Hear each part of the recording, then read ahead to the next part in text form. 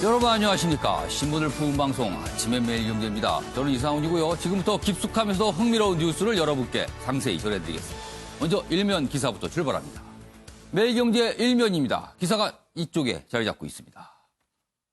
강남 목동 집값 치솟고 있습니다. 요즘에 심상치 않습니다. 그러자 정부 곧 고강도 대책을 내놓겠다. 지금까지 많은 대책을 내놨는데 요즘 부동산 값 심상치 않으니까 추가 대책을 내놓을 수 있다는 얘기가 지금 나오고 있습니다. 대입제도 개편 발표한 이후에 학군 수요의 전세가도 급등하고 있다. 서울 집값 24주 연속 상승하고 있습니다. 정부 엄중하게 보고 있다. 곧 고강도 대책, 강력한 대책 내놓을 수 있다는 얘기가 나오고 있습니다. 자, 이번엔 조선일보 보겠습니다. 자, 기사가 우리 군과 관련됐는데요. 청와대 호르무즈 파병 검토 이렇게 돼 있습니다.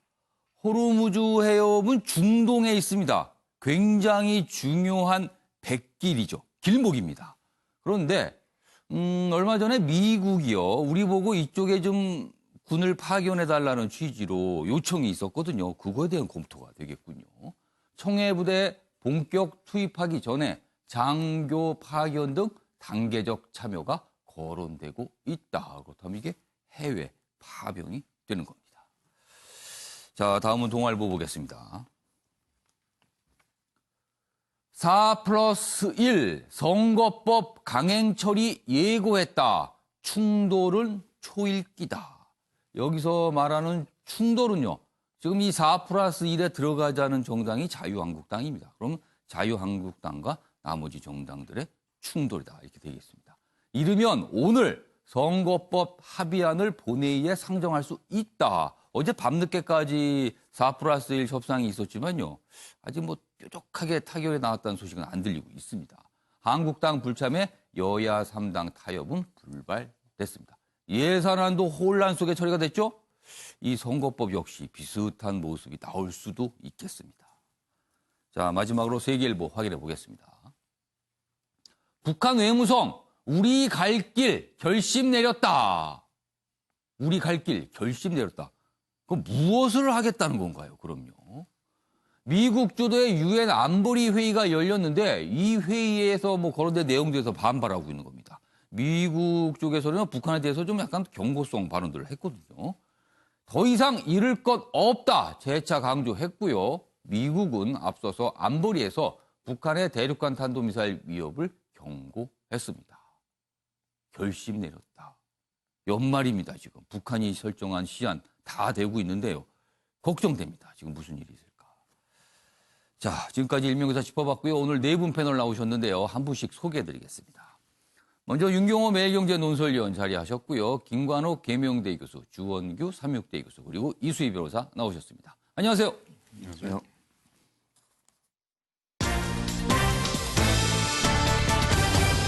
오늘 다룰 주요 이슈들을 정리한 아침을 여는 키워드 4가지가 준비되어 있습니다. 첫 번째 키워드는요.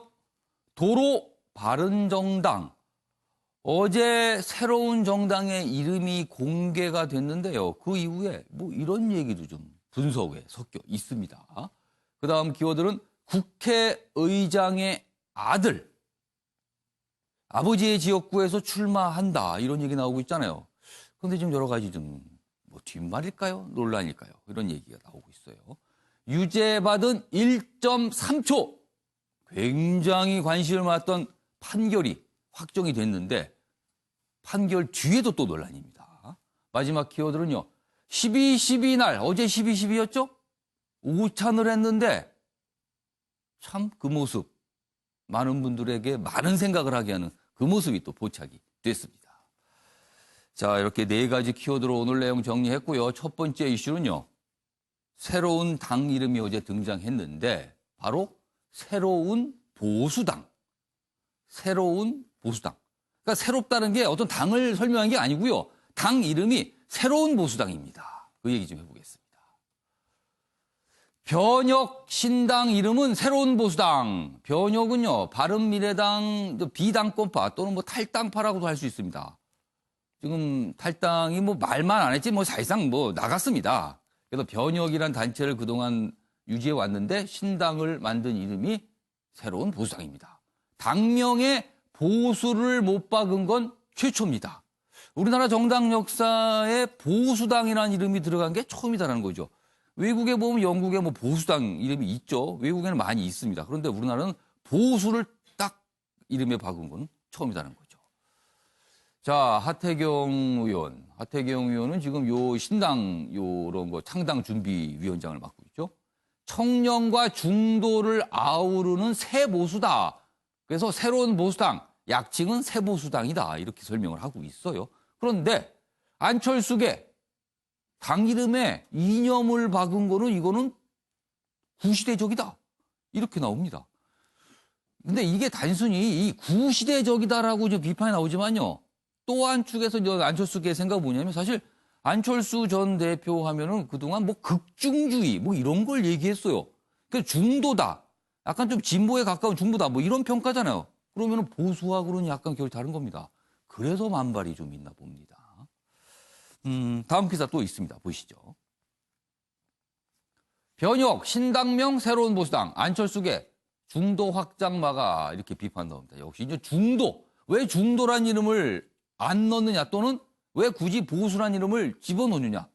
중도 안 넣을 거면 보수도 빼지. 뭐 이런 취지가 됩니다. 하태경, 이기는 보수, 수권 야당 될 것이다. 청년 중도층 끌어안겠다는 의지를 담았다. 이렇게 설명했어요. 그런데 일각에서는 이 보수라는 걸 굳이 당명해 놓은 거 보니까 한국당과의 합당을 뭔가 생각하고 그런 거 아니냐. 또 이렇게 의심 섞인 분석이죠, 이거는요. 이렇게 또 나오고 있습니다. 그러니까 이 당 이름에 안철수계는 이거 뭡니까? 중도 뭐 이런 거 없고 이게 뭡니까? 라고 이제 반발하는 거고요. 일각에서는 또 이거 한국당 보라고 지은 당 이름 아닙니까? 뭐 이렇게 또 의심을 해요. 지금 이런 분위기입니다. 여기 보면 어제 발표했죠. 당명은 이렇게 새로운 보수당하고 이렇게 어제 발표를 했습니다. 여기 뭐 유승민 의원이 또 박수를 치고 있군요. 자, 그럼 여기서요. 관련 영상 확인해 보겠습니다. 저희 신당명을 공개하겠습니다.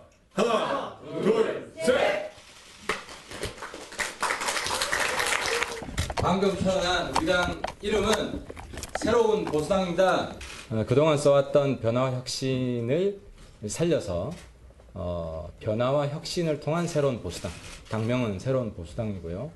약칭은 새 보수당. 올드 보수는 질 수밖에 없습니다. 이기기 위해서 새로운 보수가 되어야 합니다. 새로운 보수당이 보수를 이끌어야 됩니다. 2대 주체는 청년과 중도입니다. 새로운 보수당은 청년이 이끌어가는 보수고 중도를 아우르는 새로운 보수입니다. 네. 뭐 중도를 아우른다. 이 새로운에는 그런 의미가 있다. 근데 이제 어제 이제 발표가 나온 다음에 여러 가지 이제 취재를 통해서 좀 추가로 나온 내용을 제가 소개해드리면은 원래 당명 후보가 여러 개가 있었다 그래요. 새로운 보수당도 있었지만 중도 보수당이라는 후보도 있었는데 그것보다는 새로운 보수당이 좋겠다. 그렇다면 중도 보수당이라는 이름도 선택할 수 있었다는 거예요. 그러나 선택되지 않았습니다.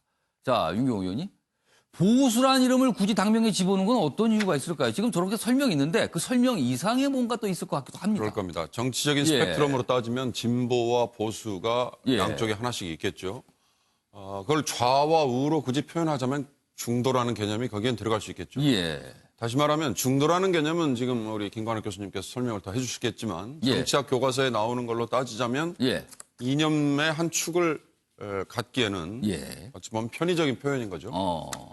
그렇다면 진보와 보수라는 양 정치적인 스펙트럼만을 따지고 볼 때 지금 유승민 의원을 중심으로 하는 이 당은 대한민국의 정치 지형은 여전히 아직 보수가 더 우위를 차지하고 있다. 유권자들의 성향이 아직도 보수가 더 주류라고 판단을 한 것 같아요. 그럼 현실적인 판단을 한 거예요? 그렇다고 저는 봅니다. 그런 점에서 보수에 치우쳐 있는 유권자들을 더 많이 흡수할 수 있다라고 계산을 한 게 아닐까. 그러면 아까 잠시 화면에도 있었습니다만 유승민 의원을 중심으로거든요. 지금은 뭐 아무리 안철수계라고 다른 쪽이 있다고 하지만 그러면 옛날에 바른정당으로 다시 돌아간 거 아니냐. 그래서 나온 이름이 그럼 도루바른정당 아니냐. 그런 얘기가 당연히 나오겠죠. 당연히 나오고 예. 또 하나는 지금 출범을 하는 이런 군소정당은 예. 다음 2년 후 이제 예. 내년 4월 기점으로 예. 총선을 치른 그로부터 2년 후에 있어야 되는 대통령 선거에서 예. 중심이 되는 인물 후보가 있어야 예. 어찌 보면 유권자들의 주목을 받거든요. 지난 20대 총선에서 안철수라는 후보를 중심으로 하는 국민의당이 예. 먹혔던 것처럼 이제 물론 기존의 거대 정당들은 예. 여전히 진행 중이기 때문에 후보들이 나중에 정해져도 되지만 예. 이런 군소 정당들은 지금 중심적인 역할을 해야 되는 인물이 결국은 선거를 2번 치르는 거죠. 총선도 치르고 대선도 치르고. 예. 그런 점에서 이 새로운 보수당은 유승민 당으로 저는 표현을 하고 싶은데 예. 유승민 의원 본인과 그 지지자 그 측근들이 역시 한국의 지금 유권자는 보수가 예. 좀 더 많다라는 결론을 내리고 그쪽으로 선택을 한 거다. 저는 이렇게 해석을 하고 싶습니다. 지금 우리나라의 유권자 지형이 보수 쪽 분들이 많으니까 선취적인 선택을 한 그게 거다. 근데 옳은지 그른지는 선거에서 그렇죠. 결국은 심판을 받아야겠죠. 자, 안철수계 쪽의 반응 좀 화면에 좀 띄워주세요. 지금 반응이 몇 가지 나왔는데요. 일단 뭐 긍정적이지 않습니다. 당명에 보수를 넣어서 중도 참여 막아 이해할 수 없다. 그리고요. 안철수계 신당 추진에 전혀 관여 안 했는데 변형 모임의 참석도 점점 어려워질 듯하다. 자, 김광일 교수님. 예. 이렇게 되면요. 제가 아까 잠시 말씀드렸는데 안철수 전 대표는요. 그동안 극중주의라는 걸 아주 강조했어요. 극중. 그리고 사실은 국민의당과 바른정당이 통합할 때도 그 통합의 명분이 뭐였었냐면요. 개혁적 보수와 합리적 진보의 결합이다. 이렇게 돼 있었거든요. 그렇다면 합리적 진보는 누가 봐도 국민의당 쪽이라고 볼 수밖에 없거든요. 근데 보수라는 이름을 당 이름에 딱 집어넣으면 안철수 전 대표로서는 이 신당에 참여하기가 더 어려워졌다. 이런 분석 나오거든요. 어떻게 보세요? 전 좀 다르게 봅니다. 그러니까 새로운 보수다라 예. 해서 새로운이라는 형용사가 사실은 중도를 의미할 수 있다는 예. 거죠. 어제 그러니까 하태경 위원장의 설명이 그렇죠. 그거였어요. 왜냐하면 안철수 전 대표가 예. 처음 나왔을 때 정치 시작할 때 예. 새로운 정치를 얘기를 했거든요. 새로운 정치가 곧 예. 이제 중도였기 때문에 중도라는 그 내용이 그 안에 들어갈 수 있다. 그리고 이제 그 안에서 설명의 차원에서도 예. 청년과 중도를 아우르겠다. 뭐 이렇게 얘기를 하는데 예. 사실은 저는 이 부분이 통합을 위해서 자유한국당과 통합을 위해서 이렇게 보수라는 이름을 졌다기보다는 예. 오히려 대안적 존재로서 대결적 차원에서 우리가 대안이다. 대안이다? 보수를 이제 보수는 과거의 보수와 지금의 보수가 다르다. 예. 그래서 우리가 이제 새로운 보수를 만들 테니 우리를 지지해달라. 근데 역사적으로 이런 사례가 있습니다. 그러니까 캐나다에서 예. 진보 보수당이라는 게 있어요. 말이 굉장히 모순적이죠. 진보 보수당. 예, 예. 이 비슷한 거예요, 이게. 그럼 뭐 다 끌어들이겠다 뭐 이런 뜻입니까? 그러니까 그게 이제 캐나다 보수당이라 그래서 구보수당에 대한 반발로 이제 나온 건데 지금 이게 거의 비슷한 과정을 겪고 있어요. 그게 1942년에 만들어져서 2003년에 이제 예. 없어집니다. 이 60년 동안 존재한 동안에 사실은 뭐 상당한 이 보수의 개혁을 불러일으켜 왔어요. 그러니까 예. 이 부분을 만약에 여기에 적용시킨다고 한다면 사실 이 새로운 보수당의 역할이 한국 정당 정치에 있을 수 있겠다. 그걸 얼마나 일관되게 잘 밀고 나가느냐가 이제 예. 문제인 것이고요. 예. 내용을 잘 만들고 인물을 이제 거기에 충원할 수 있는 사람들을 잘 모셔오는 것이 예. 지금 이분들이 해야 되는 과제다. 이렇게 생각을 합니다. 자, 어제 발표를 하면서 한 가지 표현이 등장했죠. 올드 보수. 올드 보수의 대척점으로 새로운 보수당을 만들었다. 이런 설명이었어요. 그렇다면 올드 보수하면 떠오르잖아요. 저만 떠오릅니까? 자유한국당이 오늘 많은 분들 떠오르셨는데 자, 이수희 변호사. 지금 자유한국당에 몸담고 계신데 자, 이렇게 된다면 보수 통합은 완전히 이른바 물 건너가는 겁니까? 어떻게 보세요? 지금 이제 지금 오늘 내일 패스트 예. 트랙으로 죄송합니다. 선거법 개정이 예. 되느냐 안 되느냐에 따라서 이제 좀 달라지기도 하겠지만, 근데 보수 통합은 당장 어렵더라도 예. 뭐 선거 연대라든가 그런 거는 가능할 수 있지 않겠느냐. 저렇게까지 얘기했는데 또 나중에 연대를 하는 거예요? 그거는 사실상 필요에 의하면 실리를 위해서는 뭐 서로 지향하는 바가 같다면 예, 예. 같이 가야 되는 예. 거죠.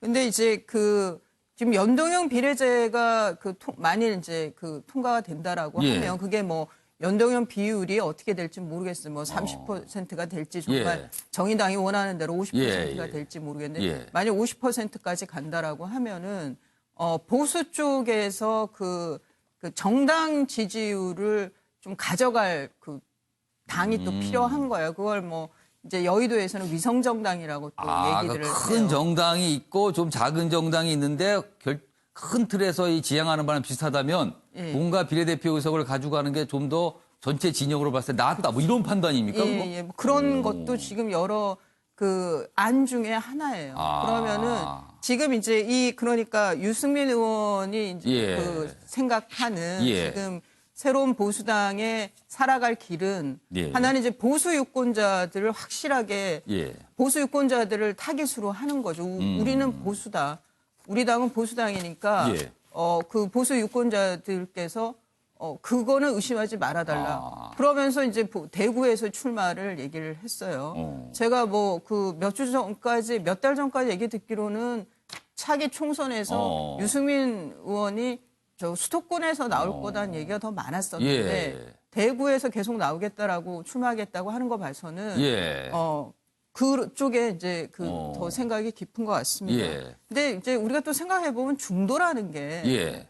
절대적인 중도라는 게 불가능하잖아요. 이 정책에서는 이게 좋고 예. 이 시대 때 보면은 그렇죠. 보수가 더 나은 것 같기도 하고 예, 이쪽이 예. 나은 것 같기도 하고 그런 면에서는 뭐 보수당이라고 탁 내놨다고 해서 그 프레임에 틀에 예. 탁 갇혀서 중도 쪽으로 전혀 뭐 확장을 못하냐 그거는 아닌 것 같아요. 어떤 모습을 예. 보여주냐 소위 이제 새로운 게 예. 뭔지를 새로운 보수를 어떻게 보여주냐에 예. 따라서 뭐 앞길이 전망이 달라지겠습니다만 저는 유승민을 중심으로 한 예. 어떤 대권 플랜이나 뭐 그런 데 맞춰진 그리고 이제 그 연동형 비례제 그런 어떤 큰 틀의 변화가 예. 있는 데서 맞춰진 그런 창당이 아닌가 창명이 아닌가 싶어요. 그러니까 지금 이수희 변호사 말씀과 김가락 교수님 말씀 두 개를 종합하면 이 새로운이라는 의미가 뭐 듣기는 단순하지만 단순하지가 않네요. 이른바 안철수계나 안철수 전 대표 쪽을 살짝 보면서 또 열어둔 측면도 있고요. 자유한국당을 좀 보면서 살짝 열어둔 측면도 있어서 이게 다 열어둔 측면, 굉장히 미묘한 단어가 될 수도 있는 게 이게 새로운이다. 그래서 이렇게 설명이 길었나 봅니다. 그 새로운이라는 단어에 대해서. 자, 그런데요. 약간 좀 주홍 교수님께는 좀 결이 다른 질문 제가 좀 드릴게요. 많은 우리나라 유권자분들은 항상 생각하는 게 왜 우리나라는 이렇게 당이 자주 생기고 이름이 자주 바뀌느냐. 있는 당도 이름을 그렇게 자주 바꾸고 그리고 툭 하면 당이 나와서 또 생기고 없어지고 그런다. 이거 왜 그러는가? 외국에 비해서 좀 너무하는 거 아니냐. 이런 지적이 있거든요. 어떻게 보세요? 네, 사실은 그거는 좀 지적을 받을 만한 부분이라고 예. 생각합니다. 너무 뭐 당명만 바꿔서 옷만 바꿔 입는다고 예. 내면이 달라지는 건 아니듯이 예. 사실 당명을 뭐 자주 바꾸거나 새로 창당하는 그런 모습의 퍼포먼스들이 이런 말씀도 네. 해요. 당명과 당은 자주 바뀌는데 사람은 다 똑같더라. 네, 그 얼굴에 뭐 그나물의 그 밥이라는 속담을 예. 거론하지 않을 수가 없는 부분인데 그래서 좀 아쉬운 부분이 사실은 많습니다. 예. 근데 저는 요번에 이 새로운 보수당이라는 변혁신당의 이름은 전략적으로 선택은 되게 탁월했다고 생각이 들어요. 왜냐하면 선택과 집중이라고 봅니다. 예. 사실은 이제 전략적 측면에서 이 중도라는 키워드는 예. 저는 더불어민주당이 이제 선점했다고 생각이 들어요. 왜냐하면 더불어민주당은 이제 진보적이다라고 평가하지는 않는 것 같거든요. 그러니까 이 중도라는 것은 나중에 이제 예. 외연을 확장하기 위한 포석인데 예. 여기서는 지금 선명성이 중요하고 이른바 군소정당은 일단은 생존을 목표로 해야 되기 때문에 강한 선명성으로 선택과 집중에 집중했다. 이 부분에서는 저는 유의미하다고 선명성이니까 생각하고요. 이른바 한번 들으면 이게 뇌리에 탁 네. 들어오는 네. 그런 측면이겠네요. 그리고 최초로 보수라는 이 예. 네이밍을 딱 정당에다가 못 박은 것.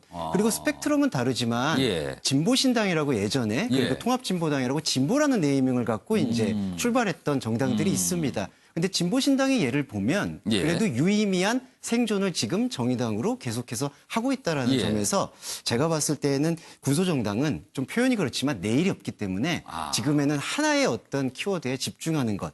근데 가장 좀 중요한 건 아까 앵커님 말씀처럼 지금 이 3원칙이라고 이번에 제시한 예. 그런 부분들의 어떤 그 내면의 소프트웨어 이 부분이 옷만 바뀌지 말고 예. 정말 사람도 바뀌고 정책의 일관성도 보여주는 게 제일 중요하지 않을까 그렇게 생각합니다. 그러니까 선명성을 위한 선택 그 이유로 보수란 이름이 당에 뚜렷하게 들어갔다. 뭐 이런 해설이네요.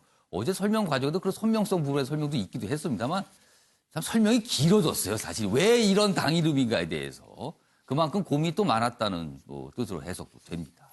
알겠습니다. 자, 이번 순서는 두 개의 신문 기사를 비교해 보겠습니다. 주제는 지난 10일 밤이죠. 문희상 국회의장의 예산안 강행, 이걸 둘러싼 논란이 그 위에 있었는데 이 주제를 좀 잡아봤습니다. 주제는 같아도 내용은 다르다. 신문 대 신문입니다. 보시죠.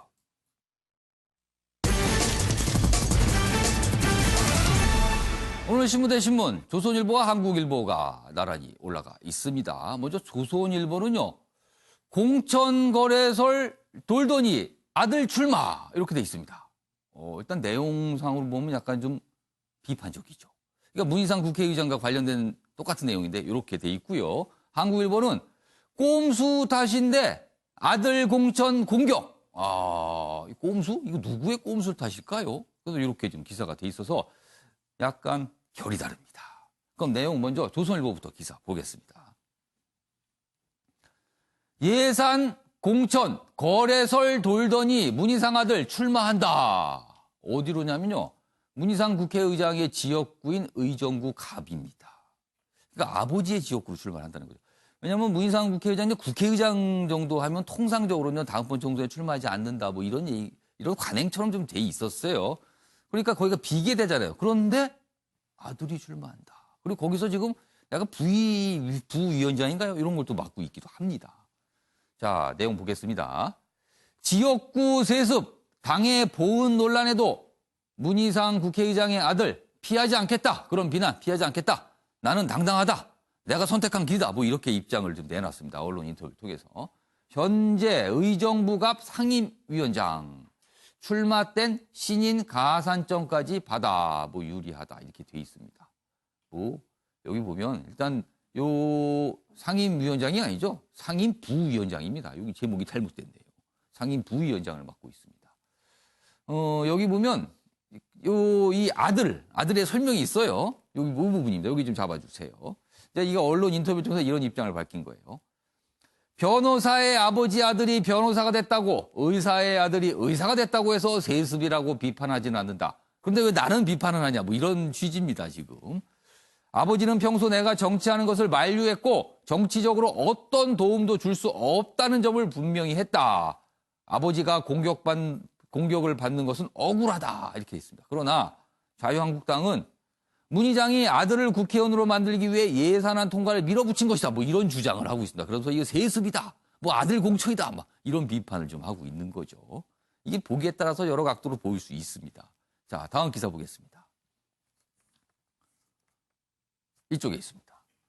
문희상 예산안 강행 돌변은 한국당 꼼수 탓이다. 그러니까 지금 문희상 의장이 사실 예산안을 한국당이 되게 반대했었는데 강행을 해서 이제 통과가 됐잖아요. 그리고 사실은 이게 순서도요. 예산 부수 법안들이 있거든요. 그걸 통상 먼저 하고 나중에 예산을 하는데 예산안부터 했어요. 그래서 이게 왜 순서도 바꾸나 이런데 그 배경을 갖고 한국당에서는 이거 아들 공천 때문이다 이렇게 주장을 하지만 이 한국일보 기사는 이렇게 분석을 하고 있습니다. 한국당 꼼수 탓이라고. 보겠습니다. 평소 의회주의자로 협치를 존중. 그런데 한국당이 요 분회의 직전에 한 글자 바꿔 70개의 수정안. 그러니까 예산안 수정안을 제출한 거예요. 이게 수정안을 제출하게 되면 통상적으로 수정안부터 표결하거든요. 그럼 70개를 이거 어느 세월에 다 표결합니까, 이거. 그러니까 이게 이제 뭔가 진행을 방해하려는 목적인 거죠. 수정안을 제출하는데 그걸 보고 한국당이 지연작전 쓴다. 그러면서 문희상 의장이 마음을 돌려서 예산안 강행했다. 그러면서 아들 공천 인신 공격에도 충격을 받았다. 그러니까 본인은 억울하다는 거죠, 지금 이게. 아무튼 뭐 이런 상황입니다. 그러니까 두 개의 기사가 약간 이 어떤 배경에 대한 분석이 다릅니다, 지금요. 자, 그럼 여기서요. 관련 영상 확인해 보겠습니다.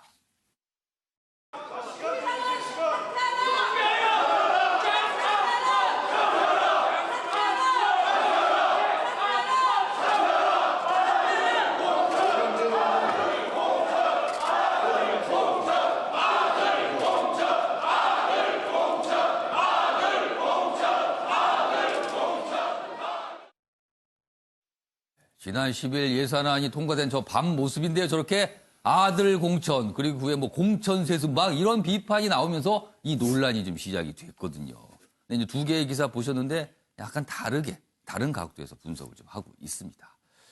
자, 그럼 네 분 패널 의견 들어보겠습니다. 먼저 윤경호 의원님, 이 상황 어떻게 보십니까? 예, 저는 이런 여야 충돌이 있거나 예. 뭐 특정인을 놓고 비난과 비판이 있을 때마다 예, 그 개인의 처신이나 개인의 판단을 평가하기 이전에 예, 지금 문희상 국회의장이 수행하고 있는 국회의장이라는 자리, 예, 국회의장직에 대해서 대한민국 국민은 어떻게 생각하는지, 그다음에 여야 의원들은 또 어떻게 생각을 하고 예, 어떻게 접근을 하는지를 이번 사태가 한번 생각하게 만드는 계기가 된다. 예, 어제 경찰에 소환이 됐습니다만 전광훈 한기총 회장을 하고 예. 있는 전광훈 목사가 예, 문재인 대통령을 향해서 뭐 폭언 내지는 극언을 예, 그래서 경찰에 소환됐잖아요. 예. 그때마다 했던 얘기가 문재인 대통령 개인에 대한 문재인이라는 개인에 대한 비판 좋습니다만 대통령직이라는 거에 대한 존중을 생각하면 예. 그건 여든 야든 보수든 진보든 어. 다들 눈을 좀 찌푸리는 듯한 대목이 있거든요. 이거 역시 저는 마찬가지라는 생각이 드는 게 예, 여당 소속입니다. 국회의장은 생리적으로 예, 다수당이 차지하게 돼 있기 때문에요. 예, 그리고 의회 내에서 가능한 최다선 의원이 예. 맞습니다. 예. 그 얘기는 국회의장은 태생적으로 의회주의자예요. 예. 의회에서 몸을 담고 그렇죠. 의회에서 모든 예. 원칙과 자기 처신의 기준이 몸에 배 있는 분인들. 그래서 국회의장이 올라가게 되면 당직을 벗어나게 돼 있죠. 그렇습니다. 당에서 떠나게 돼 있습니다. 그렇습니다. 어찌됐든 외형적으로 형식적으로 당직을 던지게 돼 있습니다만 여당과 집권당의 예. 어찌됐든 뭐 보조를 맞춰왔던 게 그동안의 뭐 관행이었죠. 예, 예. 이번의 경우도 사실 저는 그런 점에서 본다면 예. 문희상 의장으로서는 여당이 주문을 했다고 표현하면 이상합니다만 여당이 의뢰를 한 사안을 예. 내 원칙대로 못하겠다라고 할 수 있는 정도의 상황이었느냐. 뭐 그건 뭐 본인의 판단 여부이겠죠. 예. 그런 점에서 지금 자유한국당은 아들 공천이라는 예. 어찌 보면 인신공격을 예. 했는데 그렇다고 그럼 문희상 의장이 그런 인신공격에 욱해서 한국당과 반대되는 선택을 했을까? 예. 저는 다시 원점으로 돌아가자면 예. 국회의장 자리에 누가 있었든 간에 비슷한 선택을 하지 않았을까? 아. 이 지난 예. 상황에서는 그런 점에서 보자면 예. 한국당도 곧 다수당이 될 수 있는 상황이 올 거란 말이죠. 예. 21대가 될지 22대가 예. 2대가 될지 모르겠습니다. 예. 계속 가는 정당을 지향한다면 그렇다면 본인들도 집권을 했을 때 또는 다수당이 됐을 때를 생각하면 국회의장에 대한 예. 직에 대해서는 예. 존중을 해야 된다. 아. 그런 점에서 본회의장에서 문 의장을 향해서 아들 공천이라는 인신모욕에 가까운 비판을 한 건 예. 결코 적절하지 않았다. 예. 알겠습니다. 지금 두 개의 기사 좀 다르게 분석했죠. 그 배경에 대해서. 아무튼 조선일보 한국을 좀 비교해 보고 있는데요. 이분의 이수희 변호사는 기다렸어야 이렇게 쓰신 거 보니까 이 두 기사 중에 조선일보 쪽에 좀 더 공감하시는 것 같아요. 예, 저는 문희상 의장께서 그 한국당과의 그 예산안에 대해서 예. 합의가 될 수 있도록 더 기다렸어야 한다는 아. 입장이고요. 그 아드님의 경우에도 예.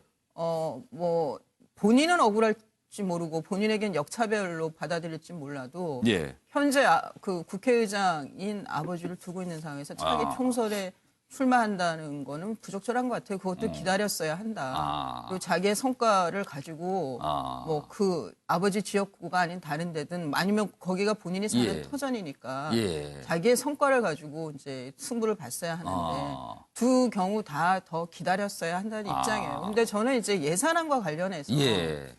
그러니까 국회에서 왜 이렇게 꼼수들이 계속 나오는지 모르겠습니다.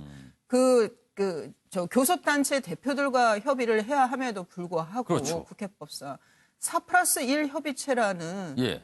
정말 처음 보는 그런 그러니까 교섭단체가 아닌 정당과 여당이 협의가 하게 된 예, 거죠. 그런 협의체를 만들어서 그거를 제1야당을 빼고 밀어붙이는 예. 그것도 초스포 예산이라고 하는 그리고 이제 막판에 한국당에서 요구한 삭감액이 예.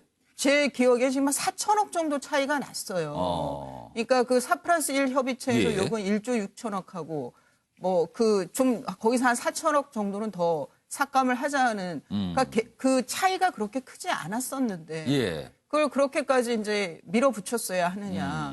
그러면은 당연히 뭐 오비락격인지는 몰라도 여의도에서 특히 국회 내에서 예. 문희상 의장 아들이 내년에 출마하려고 한다는 예. 소문이 자자한 판에 예. 당연히 뭐 저런 얘기가 나올 수 있는 거죠.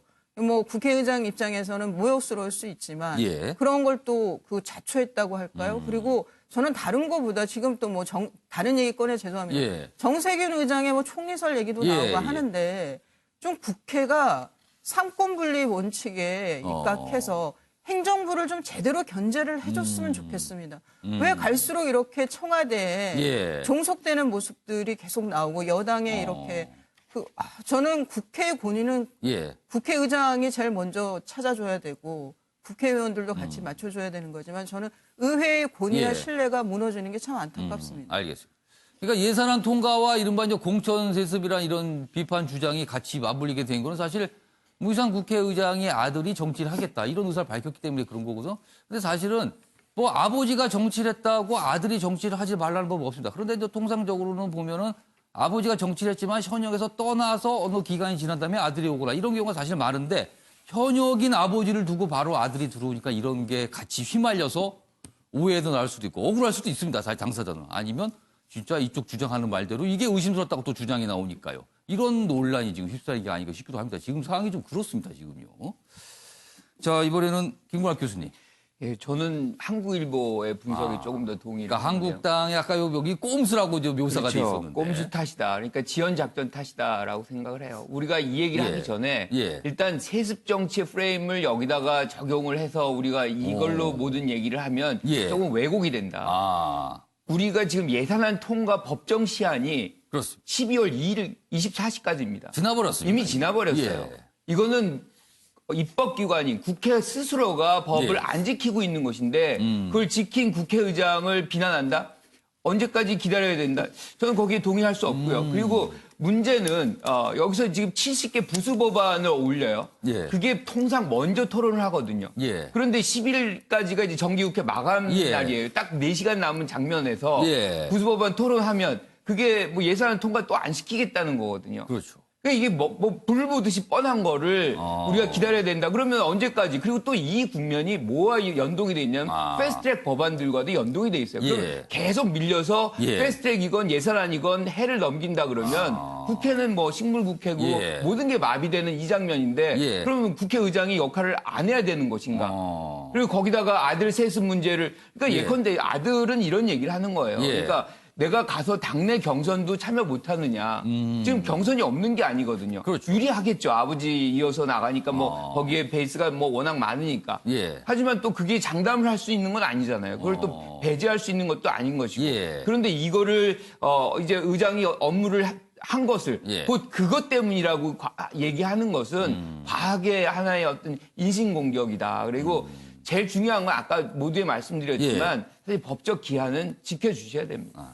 알겠습니다. 그러니까 예산안 처리를 강행한 문제와 문희상 국회의장의 아들이 정치를 하는 문제를 같이 묶어놓고 보면 안 된다. 이건 따로따로 봐야 된다. 이런 지적이십니다. 지금요. 자, 이번에 주원규 교수께서는 어떻게 보셨어요? 지금 상황. 네, 저도 김 교수님과 의견이 좀 비슷한데 예. 전 결과적으로 약간 달라질 수 있는 부분이 저는 문희상 국회의장이 협치에 대해서 지속적인 노력을 한 예. 거에 대해서는 여야의 그분이 여당에 몸담고 계시긴 하지만 예. 국회의장으로서의 객관성을 지켜나가려고 노력했다는 거는 분명히 존중돼야 된다고 뭐 봅니다. 형식적으로는 사실 당적은 저기 당에선 떠났으니까요. 무소속입니다. 네, 맞습니다. 예. 예. 그런데 그런 부분에서 그리고 또 아까 김 교수님 말씀처럼 법정 시한을 계속 예산안이 넘기는 이것은 국가의 어떤 중차대한 부분이고 시간이 주어져 예. 있지 않았던 것도 아닌데 예. 지금까지 그 노력을 안 한 건 아니시. 것이라고 생각을 하거든요. 그러니까 요번에는 국회의장직으로서는 문희상 이 예산안 강행은 어떤 면에서는 한국당이 보여줬던 그런 어떤 수정을 위한 수정안의 그 꼼수에 대한 예. 대응으로 그래서 좀 적절하다고 봤는데 예. 문제는 저는 이 세습에 대한 부분이에요. 지금 문석균 부위원장의 말은 상당히 문제가 있습니다. 제가 지적하고 싶은 건 예. 변호사 아버지 변호사 되고 의사 아들이 의사가 그렇죠. 된다. 그런 얘기를 좀 했어요. 자, 근데 그거는 전문직이라고 볼 수 있고 정치인도 전문직일 수 있지만 예. 정치인의 전문직은 분명히 후광과 그리고 지역 구민들의 지지 이런 부분의 생물학적 결합이거든요. 어떤 이렇게 자격증을 따서 그 직업에 진출한 네. 거하고 좀 다르다는 말씀이시네요. 네, 맞습니다. 그렇기 때문에 요번에 문석균 부위원장의 경우는 예전에 그 김세현 의원도 아버님이 돌아가신 다음에 출마했고 예. 그다음에 김용호 민주당 의원도 예. 아버지와 다른 지역구에 출마했는데 그 두 가지를 다 지금 어긴 격이 되고 있거든요. 그러니까 아버님이 먼저 저 현역에서 물러난 뒤에 하거나 아니면 다른 지역구를 선택하거나. 네, 이게 어떻게 보면은 정치적인 도의라고 할 수 있는데 예. 이런 부분들이 좀 뭉개지면 저는 이 두 부분들이 김 교수님 말씀처럼 인과관계는 다르겠지만 예. 나중에는 이것이 정서적 의심이 되고 정서적 기류로 합치게 되면은 정치에 대한 불신으로 오해가 될 것 같아서 우려가 됩니다. 그러니까 주원규 교수님의 판단은 요 두 개의 신문기사 한 가운데쯤 위치하고 계시네요. 요쯤에 요 양쪽 얘기를 다 하시면서 뭐 이른바 이제 중도인가요? 이렇게 설명이 되면 아무튼 요 가운데 위치 부분에서 설명 좀 해주셨습니다. 알겠습니다. 전두환 전 대통령 얘기가 어제 저녁부터 아주 인터넷상으로 굉장한 주목을 받았죠. 그 얘기 좀 해보겠습니다. 저 몇 번지 기사 준비했는데 우선 첫 번째 기사가 여기 있습니다. 보시죠. 사진 좀 봐주실까요? 여기 위에 사진이 있습니다. 이게 서울 강남의 한 중식당입니다. 뭐 굉장히 고가라고 합니다. 이 식사 비용이요. 여기 보면 전두환 전 대통령이 앉아 있죠. 그래서 식사하면서 뭔가 얘기를 하는데 여기 손짓도 좀 있고요. 여기 맞은편에 여러 사람들이 같이 하고 있습니다. 그런데 여기에요 보면은 이런 분들이 있어요. 정호영 전 특전사령관, 최세창 전 삼공수여단장 등 10여 명인데 이른바 12.12 쿠데타 뭐 관련됐다고 볼 수 있는 분들이잖아요. 이 모습이 어제 포착이 됐습니다. 보겠습니다. 전두환 12.12 주역들과 고가 오찬. 어제 12.12 바로 그날입니다. 40년 전쯤 되나요? 그러면은 이게 40년 전이 아니군요. 한 40년 가게 되는군요. 정의당 강남 중식당 영상을 공개했습니다. 정호영, 최세창, 이순자 등 10여 명. 1인당 뭐 한 20만 원 정도니까 상당히 비싼 음식이에요. 20만 원 정도 되는 거. 그래서 이게 이제 왜 이제 이게 주목을 받냐면 아니 오찬을 했다. 그런데 하필 12.12 그날이냐. 그리고 그 쿠데타와 관련됐다라고 여겨지는 인물들이냐. 이겁니다. 이래서 논란이 됐죠. 그런데 이렇게 설명합니다. 전 씨 측, 전두환 전 대통령 측은 우연히 12일 식사한 것뿐이다. 날짜를 뭐 그런 거를 뭐 잡으려고 한 거 아니다. 이런 설명이죠. 여기 보겠습니다. 지금 이 정의당 이만솔 부대표가 어제 이제 요 내용을 이제 포착해서 이제 공개를 한 거죠. 여기 보면 뭐 고급 뭐 샥스핀 요리 뭐 1인당 20만 원 뭐 이런 얘기 나옵니다. 이렇게 나오고요. 뭐 메뉴도 나오네요. 여기 보니까. 12.12 당일이라는 것을 잊은 듯 축하하는 분위기였다. 이렇게 뭐 설명을 했어요. 그리고 여기 보시면 전 대통령 측은 친분을 이어온 사람끼리의 식사로 한 참석자의 사정으로 우연히 12월 12일로 잡힌 것일 뿐이다. 우연이다, 날짜는. 이런 설명이 있었습니다. 자, 이게 어제 보였던 한 가지 모습이고요. 또 다른 모습이 있습니다. 전두환 전 대통령 관련해서 다음입니다. 보시죠. 여기 보시면 여기 이 큰 사진 좀 봐주세요. 이게 동상인데요. 전두환 전 대통령의 동상인데 여기 보면 이렇게 철창이죠. 그리고 뭔가 뒤로 손이 묶여서 이렇게 앉아있는 동영상, 네, 동상입니다. 여기 보면 12.12 사태 40주년을 맞은 어제입니다. 5.18 관련 단체들이 광화문 광장에 자체 제작한 이런 동상을 설치했다. 이런 얘기입니다. 뭐 역시 뭐 어제 그 오찬 사진도 여기 실려 있고요. 그래서 요 내용도 이제 포착이 됐는데 요와 관련된 좀 자세히 설명한 기사가 있습니다. 마저 보겠습니다. 다음입니다. 아래쪽입니다. 5.18 단체 쇠창살에 갇힌 전두환 조형물 광화문에 설치했습니다. 수영복 입고 무릎 꿇은 모습인데 제대로 처벌 안 받았다. 구속 촉구한다. 뭐 이런 취지라고 설명이 또 됐어요. 서울시 이 조형물 허가 안 받은 거라서 철거 요청한다. 그러니까 철거돼야 된다. 이런 입장입니다. 서울시는. 그러니까 또 이게 만들어서 그러니까 뭐 당국과 얘기 없이 그냥 설치를 한 거예요. 그게 또 문제가 됐죠. 그래서. 자, 그럼 여기서요. 관련 영상 확인해 보겠습니다. 가깝게서 김자가 뭐하러 내가 얘기했어. 지나가고. 아니 왜? 맞는 말을 맞는 말씀인데. 불도자는 좀 빠르게 준비하라고. 누가? 국민당 부대표 이만솔입니다. 오늘이 저 12월 12일 군사 쿠데타 당일인데요. 오늘 이렇게 근신하고 자중하셔야 될 거를 이렇게 축하 기념회를 이러시면 안 되죠. 아니 그러지 말라고 내가 아까 그랬지. 누구냐고 그랬잖아.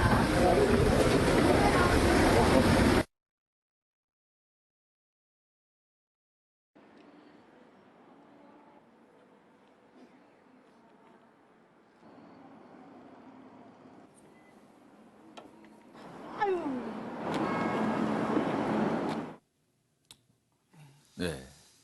두 가지 모습입니다. 어제 이제 오찬 장면, 그리고 나오면서 약간 좀, 뭘까, 좀 혼란한 모습도 있었고요. 그리고 동상이 설치됐고, 또 거기에 또 이렇게 어떤 이렇게 접촉을 하는 부분까지 또 좀 있습니다. 뭐, 보기에 따라서 여러 가지 해석과 시각이 있을 것 같습니다. 자, 우선 김관학 교수님. 네. 우연이라 그렇습니다. 12.12 날 오찬을 한 거, 그리고 관련된 인물들과 오찬을 한 거. 그러나, 어떻게 보면, 오해를 살 수도 있을 것 같기도 해요, 사실은요. 어떻게 보셨어요? 그러니까 저 조형물 얘기부터 할게요. 예. 조형물 보면서 참 마음이 좀 불편하네요. 그러니까 만들지 않았으면 좋겠다. 그런데 왜 전두환 씨 조형물은 있고 같이 12.12 주역인 노태우 씨의 조형물은 없을까요? 그럴까요? 여기에 의미가 있다고 봐요. 그러니까 노태우 씨 같은 경우는 며칠 전에도 노재현 씨가 그 아들인 그렇죠. 5.18 가서 이제 반성도 하고 사죄도 하고 지금 그 광주를 여러 차례 찾아가서 그렇죠. 사과를 하고 있어요. 그렇죠. 그런 모습들이 이미 국민들 마음속에 들어가 있는데 여전히 전두환 씨 같은 경우는 그러한 참회나 반성의 모습들이 전혀 있지 않고 지금 우리가 봤던 것처럼 예. 골프장에서 보거나 또는 뭐 이렇게 고급 식당에서 보거나 예. 그런데 이제 많은 경우에 이제 뭐 법원에도 안 나갔다는 것이 알츠하이머 병에 있다. 예. 그래서 뭔가 정상적인 생활을 하기 어렵다라고 얘기를 했는데 예. 그것과는 굉장히 상반된 행위들을 하고 있잖아요. 이런 것들이 국민의 분노를 더 계속해서 만들어내고 있는 것이고 예. 수중에 29만 원뿐이 없다는 분이 예. 저렇게 고급 식당에서 식사를 하신다면 국민들이 어떻게 상식적으로 이해를 할 수 있는지 그러니까 진심으로 참회나 반성은 그런 영향이 없는 것인지 이 국가에게 상당한 어떤 피해와 국민들에게 예. 아픔을 주신 분으로서 저는 이제라도 예. 저런 행위를 좀 그만두고 최소한의 그 동료였던 예. 노태우 씨 같은 정도의 어떤 행위들을 좀 할 때가 된 거 아닌가 이런 생각을 좀 해봅니다. 그러니까 지금 노태우 전 대통령과 비교해서 왜 여론의 반응이 다른가 이렇게 좀 설명해 주신 거예요. 이수희 변호사. 예.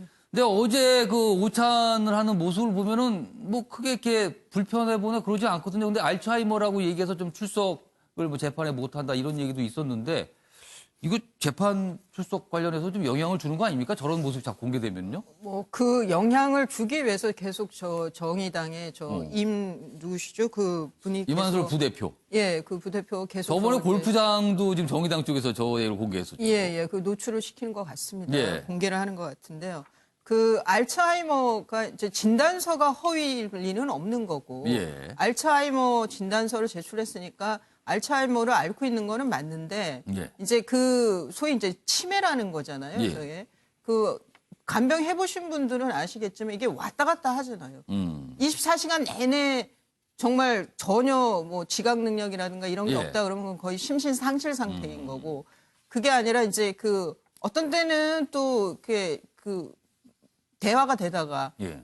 그 순간 지나고 나면 또 사람 뭐 전혀 엉뚱하는 얘기를 예. 한다든가 이런 게 이제 심신 미약 상태라는 거거든요. 그런 게. 예. 근데 이거는 뭐 순전히 재판장께서 판단할 문제인데 저는 그 뭐 재판 참여보다도 12.12 그러니까 12월 12일 날 그 모임이 있었다는 게 12.12 쿠데타는 그 후에 얼마나 많은 피해자들을 그렇습니다. 낳았습니까? 예. 참 저게 본인들 입장에서는 뭐 거사였고 저 두고두고 기억할 일인지는 예. 몰라도 너무 남에 대한 인식 저게 그러니까 의식이 없고 상식적이라면 굳이 그 날짜를 피하지 않았을까? 예. 어. 저거는 정말 저는 정말 이해가 안 갑니다. 그리고 정말 후한무치하다. 저기 모인 사람 모두가. 예. 저거는 정말 치매가 아니면 저럴 수 없겠다는 생각마저 듭니다. 이게 또 그렇게 연결이 되는 겁니까? 그 날짜가 그렇게 잡았다는 게? 아무튼 저 모습을 가지고 많은 분들이 많은 생각을 하시고 계세요, 지금. 뭘까? 저 모습은 뭘까? 그러면서. 자, 주원 교수께서는 이 동상 설치 부분을 좀 어떻게 보세요? 광화문 광장에서 설치해서 서울시 쪽에서는 이거는 좀 허가받지 않고 논의되지 않은 내용이기 때문에 이거는 좀 철거해야 된다고 이제 요청을 하는 건데 어떻게 보십니까? 네, 저는 철거해야 되는 게 적절하고 분명하다고 봅니다. 예. 사실은 저렇게 뭐 여러 가지 문제가 있겠지만은 살아계신 사람 앞에 그 동상의 어떤 훼손하는 퍼포먼스를 보이는 것. 약간 이제 뭐 이런 퍼포먼스라고 부분들이, 할 수 있겠죠. 예, 그런 부분들은 참 역사의 아픔이고 좀 예. 부적절한 행동이 아닐까. 조금 더 성숙한 모습을 보여줘야 되는 건 맞는 것 같습니다. 예. 하지만 그와 별도로 분명히 아까 지금 변호사님께서도 예. 말씀을 해주셨지만 그 전두환 씨는 사실은 지금 군사반란죄로 대법원에서 유죄, 사형을 언보도받은 사람입니다. 예. 특별 사면된 것은 사실은 그 역사의 비극에 대해서 관용을 베푼 거지 지금 그런 어떤 행태를 보이라고 지금 이렇게 사면했다 이거 생각되지는 절대로 않고요. 그다음에 또 이만솔 부대표가 정의당부터 이 얘기를 했습니다. 마치 12.12 당일이란 걸 잊은 듯 축하한다. 저는 잊었다고 생각이 안 듭니다. 그 12.12를 그분들은 그 사람들은 구테타라고 보는 것이 아니라 어떤 성공한 것으로 좀 자축하려는 느낌을 지금 갖고 있지 않는가. 정말 이해할 수 없는 이러한 국론 분열과 아픔을 그렇게 오랫동안 남겨놓고 그것을 계속해서 이거를 지속하려는 움직임을 보인다는 거에 대해서 어떤 형태로든 저는 청산이 돼야 된다고 생각합니다. 아무튼 뭐 논란이 되는 장면들 2개 저희가 좀 소개해 드렸습니다. 뭐 이 정도 마무리하고요. 참 몇 년 동안 이 사안을 가지고 많은 얘기가 있었어요. 이른바 곰탕집 성추행 사건입니다. 1.3초. 굉장히 짧은 기간 동안에 어떤 신체적 접촉이 있었느냐, 그것이 성추행이느냐, 뭐 이런 거예요. 근데 최종 판결이 나왔죠? 대법원 판결이니까요. 보겠습니다. 2년 진실게임, 곰탕집 성추행. 결국 유죄. 대법원에서 확정이 됐습니다. 대법원, 피해자의 진술이 일관된다. 징역 6월에 집행유예 2년을 확정했습니다. 그런데 이 사안이 처음에 전 사회적으로 알려졌을 때요. 청와대 청원도 있었고요. 대학로에 찬반 집회 등도 벌어져서 남녀 간의 성대결, 이른바 이제 젠더 갈등으로 이게 번졌어요. 그러니까 여성분들이 하시는 말씀과 남성분들이 하시는 말씀이 이게 완전히 달랐거든요. 그래서 갈등이 있었는데 1.333초 신체 접속 영상을 두고 과한 해석이다. 2차 피해다. 뭐 이런 논란도 있었습니다. 이게 뭐 이렇게 찍혔는데 또 이게 뭐에 가리고 해서 명확하게 또 보이지가 않아서 이게 또 꽤 이 영상 자체가 또 논란이 됐었거든요. 관련 기사 하나 더 보겠습니다. 다음입니다. 피해자 진술만으로 1.3초 곰탕집 성추행 유죄 확정. 뭐 피해자 진술만으로. 그러니까 명확한 증거가 없이 정황 증거만 있는 상태에서 피해자의 진술이 일관됐다. 이 부분이 굉장히 중요한 이유로 작용을 한 거거든요. 보겠습니다. 대법원의 이제 이 판단은 이겁니다. 피해자가 허위 진술할 이유가 없다. 직접 증거 없이 성추행을 인정한 사례가 됐다. 근데 이 피의자는 국민청원 등 억울함을 토로했죠. 사건 2년 만에 결론이 됐는데 논란 가능성이 있다. 그리고 전문가 사이에서도 이게 합당한 것이냐, 과중한 것이냐, 또 여기 엇갈리는 또 이 평가들이 나오고 있어서 확정 판결이 나왔지만 그래도 이게 완전히 뭔가 매듭지어지지는 않은 듯한 분위기로 좀 가고 있습니다. 자, 그럼 여기서요. 관련 영상이 있습니다. 보시죠. 성폭력 범죄의 증명은 피해자의 진술이 가장 중요합니다. 그런데 이 사건에서는 피해자의 진술이 매우 구체적이고 일관되며 그다음 진술 내용이 비합리적이거나 모순되는 부분이 없었습니다. 또 한편 피해자가 피고인을 모함하거나 아니면 의도적으로 허위 진술을 할 만한 동기나 이유도 발견되지 않았습니다. 이런 점들을 고려해서 대법원은 피해자 진술의 신빙성을 인정한 것입니다. 네. 뭐 대법원 측에도 설명이 있었는데 이수희 변호사. 예. 대법원이 이렇게 최종 판결을 결정을 하게 된 이유가 뭡니까? 결정적인 이유 설명 좀 해주세요. 성범죄 사건을 지금 그 재판연구관도 설명을 하셨지만 성범죄는 두 사람 사이에서 일어난 일이고 목격자가 있기가 쉽지 않은 사건이죠. 그렇기 때문에 피해자의 진술이 거의 유일한 증거일 수가 있어요. 나머지는 다 정황 증거이고 그런 경우에 그 피해자의 진술이 얼마나 일관되는지 그리고 모순이 없는지 그리고 그 피해자와 그 피해자의 그 이제 뭐 그 고소라 그럴까요? 신고의 취지가 혹시 뭐 다른 뜻은 없는지 봤을 때 그런 의도도 보이지 않을 때 뭐 이런 경우에 그 진술을 믿어주는 거죠. 피해자의 진술을. 근데 이 사건의 경우에는 이렇게 이제 파장이 커진 게 뭐 나중에는 뭐 남성들이 모임 있고 여성 모임 있고 이런 이제 젠더 대결로 갔던 게 제 생각에는 1심에서 징역 6월을 선고를 하면서 법정 구속을 시켜버렸어요. 실형을 선고하고 법정 구속을 시켜버렸어요. 통상 이런 사기 그 실형이 나옵니까? 아닙니까? 벌금형이죠. 보통. 통상 벌금형입니까? 이게 뭐였냐면 공소 사실이 피해자의 엉덩이를 움켜잡았다예요. 그러니까 이제 뭐 소위 꼬집는다 그럴까 이렇게 그러니까 스친 게 아니라 그냥 움켜잡았다예요. 그래서 이제 추행의 의도가 있는 거죠. 그런 접촉이라면. 그런데 이제 6월이 나오고 법정 구속을 시켰다는 거는 정말 이례적이에요. 그렇다 그러면은 아마 1심 재판을 받으면서 이건 제 추측인데 피고인이 상당히 이제 그 재판부가 봤을 때는 선을 넘은 모습을 보였던 거 아니냐. 그래서 정말 이 사람은 전혀 반성도 없고 좀 중하게 처벌을 해야 되겠다고 생각을 했던 게 아닌가 판단한 게 아닌가 싶어요. 그런데 이제 법정 구속이 되니까 이 피고인의 아내가 이제 그 청와대 청원판에다가 올린 거죠. 뭐 6월 법정 구속이 좀 저희 입장에선 과했다고 봐요.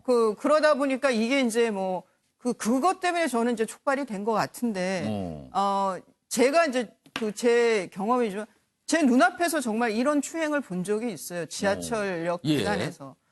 근데 계단을 올라가면서 한 남자가 여성의 엉덩이를 이렇게 올라가면서 정말 순식간에 벌어져요. 저는 그게 그래서 이 사건의 경우에 불가능하지 않다. 이런 추행은. 그런데 다만 1심에서의 징역 6월의 법정 구속은 과했다라는 생각입니다. 뭐 그동안 이제 피의자 쪽에서는 억울하다. 그런 거 없는데 이게 좀 뭔가 이상하다. 그리고 지금도 어제 이제 재판에 나왔지만 계속 그런 억울하다는 주장을 하고 있어요. 관련 기사 좀 보겠습니다. 아까 이수희 변호사께서 잠깐 말씀하셨던 그 양형 부분에 대해서 또 다룬 기사입니다. 다음입니다. 여기 있습니다. 법조계에선 단순 추행인데 이게 초범이 실형과 집행유예는 이례적이다. 아까 이수희 변호사가 하신 말씀이에요. 이게 좀 과하게 갔다, 형량이. 뭐 이런 지적이 있나 봅니다. 양형 논란은 여전하다. 1심에서 징역 6월 선고 후 여론이 관심, 뭐 집유 이상 낮추기 어려웠던 듯. 비슷한 사건들은 벌금형이 많은데 이렇게 돼 있습니다. 그러니까 이게 양형 부분에 논란이 있고 뭐 그 이후에 이게 이른바 이제 젠더 갈등까지 가서 이게 막 다른 방향으로 또 번지고 그랬습니다. 윤경호 의원님, 이거 좀 어떻게 보세요? 이 이후에 이게 그냥 사그러들 것 같지는 않은데요, 지금 보면. 그러니까 사건이 일어난 게 2017년 11월이고 2년 전이잖아요. 근데 그 2년 사이에 쭉 진행되는 과정을 보면 당사자들끼리의 재판이 벌어졌을 때는 1심에서 6개월인데도 법정 구속이 되고 과한 처분이 내려졌다 하더라도 대중들에게 알려지지 않았어요. 그러나 이게 청와대 청원으로 올라오면서부터 거기에 무려 33만 명이 동의를 한다고 그랬나요? 그렇게 알려진 이후부터 훨씬 이게 불거진 거거든요. 근데 작년 또 여름 상황이라는 거는 우리 사회의 미투 그렇죠. 캠페인이라고 해야 될까요? 그동안에 어찌 보면 여성들이 당하고 넘어갔던 사안들이 조금 더 목소리를 낼 수 있는 여지가 마련이 된. 그래서 저는 이 대법원이 불과 2년 만에 확정 판결을 내리는 이 과정도 상당히 신속해 보여서 이례적이지만 사회적인 분위기를 법원도 감안을 하는. 이런 거에 대해서 굉장히 좀 민감하게 반응하는 분위기가 그렇습니다. 있죠, 지금. 그렇습니다. 재판부 그리고 대법원까지도 사회적인 분위기를 감안해서 내린 판결이다라는 측면을 좀 봐야 될 것 같아요. 지금 뭐 몇몇 보도에서 보면 상당히 과분한 처분이다, 과한 처분이다라는 게 지금 중론이지 않습니까? 근데 왜 그런 과한 처분이 내려졌을까를 감안하면 법원도 역시 사회 시류를 전혀 도외시한 결정을 내릴 수는 없는 거고 그런 게 반영이 됐다라는 측면, 저는 그 점을 좀 주목했습니다. 아무튼 2년 정도 이게 논란이 됐는데 대법원이면 확정 판결이 났잖아요. 그러나 이게 간단하게 그냥 논란이 이렇게 가라앉을 것 같지는 않아서 좀 더 지켜보도록 하겠습니다. 자, 이번에는 화성 연쇄 살인 사건, 8차 사건. 어제 아침에 매일경제에서도 뭐가 이렇게 조작 뭐 이런 게 좀 있을 수 있다. 이런 기사 전해드렸는데 어제 검찰이 그걸 확인을 했습니다. 보시죠. 검찰 화성 8차 사건 국과수 감정서 조작 확인 이렇게 돼 있습니다. 결정적인 증거인 채모의 중금속 성분 원자력 연구원 분석 결과와 달랐다. 이게 국과수 감정서 이 내용과 다르다는 거예요. 뭔가 이게 손이 대졌다는 거잖아요. 지금 이렇게 되면은. 그러니까 어제 이제 검찰이 그렇게 밝혔습니다. 그래서 뭔가를 또 뭐 이게 결정적 증거를 뭐 바꿔치기 한 거 아니냐 뭐 이런 거에 대한 또 의심이 드는 대목이 돼요. 그래서 그런 것도 확인 중이다 이렇게 돼 있습니다. 참 이렇게 가고 있어요 지금 이게. 다음 기사 하나 더 있습니다. 요건 좀 새로운 내용을 또 담고 있어요. 화성 8차 사건 수사관들 가혹행위 있었다고 진술. 그동안 혹시 이런 거 아니냐 이랬는데 이런 진술이 나왔다는 겁니다. 검찰 당시 경찰관 3명 등 조사를 했는데 이런 진술을 받았다는 겁니다. 결정적 증거였던 국가수 검증서 방사성 동위원소 수치 조작 확인. 요거 지금 앞선 내용이고요. 그러면은 뭔가 검증서가 조작이 됐다. 그리고 이 당시 수사관들이 조사 과정에서 가혹행위를 했다. 그래서 진범이 아닌 사람이 진범으로 둔갑됐다. 뭐 이렇게 가는 거잖아요, 지금. 그럼 이거 심각해지는 거 아닙니까? 지금 정말 이렇다면요. 자, 그래서 이 얘기 좀 해보겠는데요.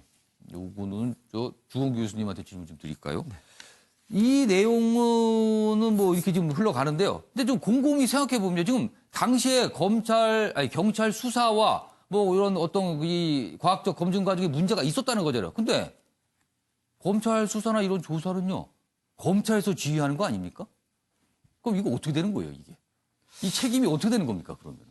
이게 이상하게도 이 시류와 현재 검경 수사권이라든지 검찰과 경찰과의 갈등의 양상 속에서 이제 어떤 면에서는 지금 이제 검찰이 경찰관을 이제 조사하게 되고 파고드는 양상이 되기 때문에 자칫 또 어떻게 보면은 감정 싸움 혹은 그런 또 대립 양상으로 비춰질까 그런 부분들이 상당히 우려가 되는 부분이 있습니다. 그런데 이 사건만큼 놓고 보면 사실 이번에 이 수사관들이 가혹행위가 있었다고 진술하는 거는 법적 처벌 여부를 떠나서 상당히 유의미한 어떤 역사적 전기를 마련할 수 있는 과거의 이런 관행들을 청산할 수 있는 좋은 계기라고 생각이 들어서요. 이번에는 검찰과 경찰이 이뤘던 갈등이나 무슨 서로 이런 것들을 대립하거나 하는 그러한 약간 정치적이거나 시류적인 것과는 다르게 철저하게 접근을 해서 경찰도 과거에 있었던 것들을 반성하고 검찰도 그런 부분에서 청산하고 정확하게 할 수 있는 부분들을 앞서 세워 나갔으면 좋겠습니다. 알겠습니다. 이수희 변호사. 지금 이 가혹행위 지금 뭐 진술이 나왔다는 얘기가 있고요. 그리고 조작부는 어제 검찰이 그렇게 설명을 했는데 이게 최종 확인된다면 그렇다면 문제가 많은 거잖아요. 그런데 그러면 처벌을 생각을 해보게 되는데 이게 공소시효 문제하고 또 걸리나요? 어떻게 됩니까, 지금 이거는? 이게 89년 7월에 이 윤 모 씨를 진범으로 해서 재판에 넘겼기 때문에 그러면은 89년이면 뭐 엄청 시간이 많이 걸렸죠. 그럼 이미 다 그냥 지나가 버렸습니까? 공소시효가 그러니까 공소시효가 만료됐기 때문에 외려 당시 수사관들이 사실은 뭐 때리고 이런 것이 그러니까 처벌은 받지 않게 되니까 더 진술하기 쉽지 않았을까 싶은데요. 이제 그 89년 그때 뭐 90년 이때 경찰 검찰에 근무했던 분들은 뭐 다 아실 거예요. 당시 어떤 분위기였는지. 그래서 이런 일이 있었을 거라고 예. 다만 뭐 증거가 없고 보지 않았을 뿐인 거지. 그러니까 예. 당시의 분위기는 그런 분위기였다는 거죠.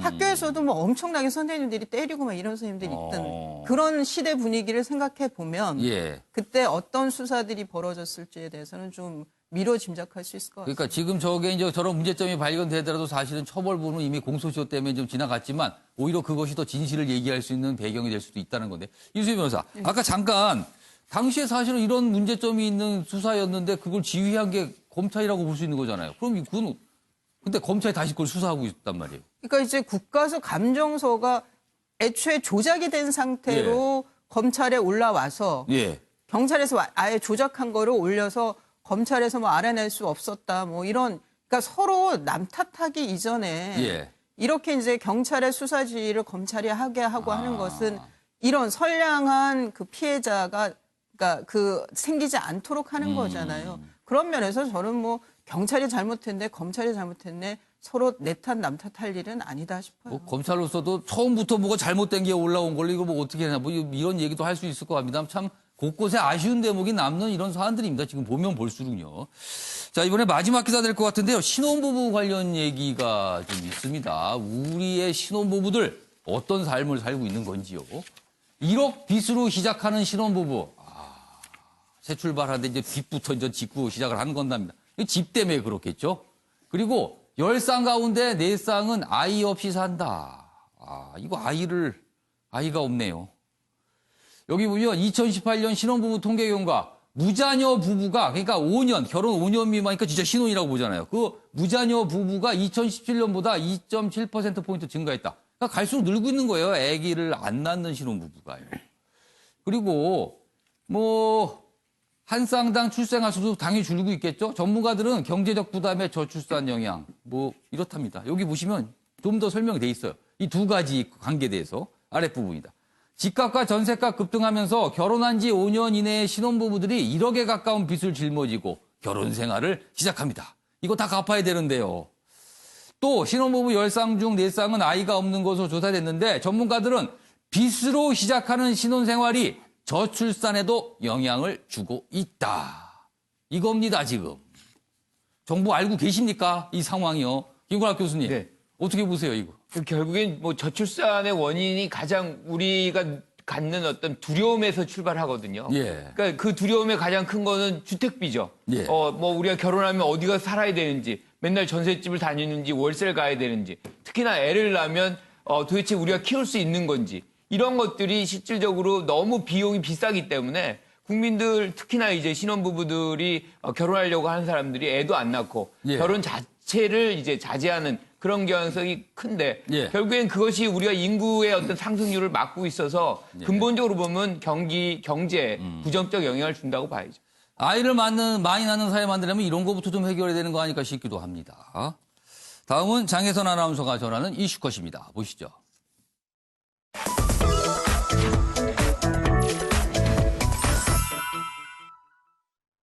이슈들을 사진으로 살펴보는 시간 이슈컷입니다. 첫 번째 이슈컷은 되찾은 작품입니다. 지금 보시는 이 그림. 키스와 유디트 등으로 유명한 화가 구스타프 클림트가 1917년에 그린 여인의 초상으로 추정되는 작품입니다. 1997년 2월 한 미술관에서 도난당했는데요. 최근 정원사가 이 미술관의 외벽을 덮은 담쟁이 덩굴을 정리하다 작은 금속 문 안에서 발견한 겁니다. 22년 동안 방치된 것에 비해 상태가 양호하다는데요. 경찰은 감정을 의뢰할 계획이라네요. 두 번째 이슈컷은 올해의 인물입니다. 미국 시사주간지 타임이 2019 올해의 인물에 스웨덴 출신의 16세 환경운동가 그레타 툰베리를 선정했습니다. 역대 선정된 올해의 인물 중 가장 어린데요. 타임즈는 지구가 직면하고 있는 가장 중요한 문제에 가장 설득력 있는 목소리를 내고 있다고 평가했습니다. 하지만 도널드 트럼프 대통령은 이에 어이없다는 반응을 보였다고 하네요. 마지막 이슈컷은 마일리지입니다. 항공 마일리지를 배우자나 자녀 등과 공유할 수 있는 가족 마일리지 제도가 있죠. 대한항공이 캐나다에서 혼인신고를 한 한국 국적 동성 부부의 가족 마일리지를 인정했습니다.